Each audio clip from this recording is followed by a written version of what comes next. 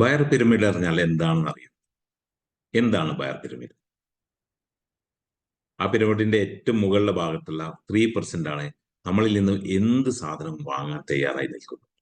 നാം എന്തൊരു പ്രോഡക്റ്റ് മാർക്കറ്റിലേക്ക് കൊണ്ടുവന്നാലും അത് ഓൺ ദ സ്പോട്ടിൽ വാങ്ങാൻ തയ്യാറായിട്ടുള്ള 3% ആളുകളാണ്. അവരാണ് നമ്മുടെ അടുത്ത് നിന്ന് ആദ്യം തന്നെ സാധനങ്ങൾ വാങ്ങിക്കൊണ്ടിരിക്കുന്നത്. എന്നാൽ രണ്ടാമത്തെ ഒരു വിഭാഗമുണ്ട്, 7% ആയിട്ടുള്ള സെക്കൻഡ് ലെയർ.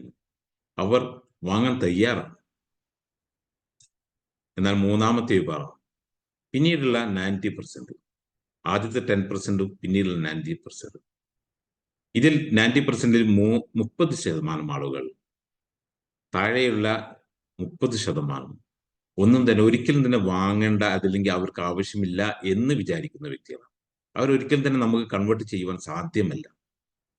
എന്നാൽ അതിന് തൊട്ടു മുകളിലുള്ള അവർ ആലോചിച്ചിട്ട് പോലുമില്ല. അതിനു മുകളിലുള്ള ഒരു 30% അവർക്ക് ആവശ്യമുണ്ട്, പക്ഷെ അവർക്ക് അറിയില്ല. നാം ഒന്ന് ഫോളോ അപ്പ് ചെയ്ത് കഴിഞ്ഞാൽ, അതല്ലെങ്കിൽ നമുക്ക് കൃത്യമായ ഇൻഫർമേഷൻ നമുക്ക് നൽകുവാൻ നമുക്ക് സാധിച്ചു കഴിഞ്ഞാൽ തീർച്ചയായിട്ടും ആ സെയിൽ നമുക്ക് ക്ലോസ് ചെയ്തെടുക്കുവാൻ സാധിക്കും.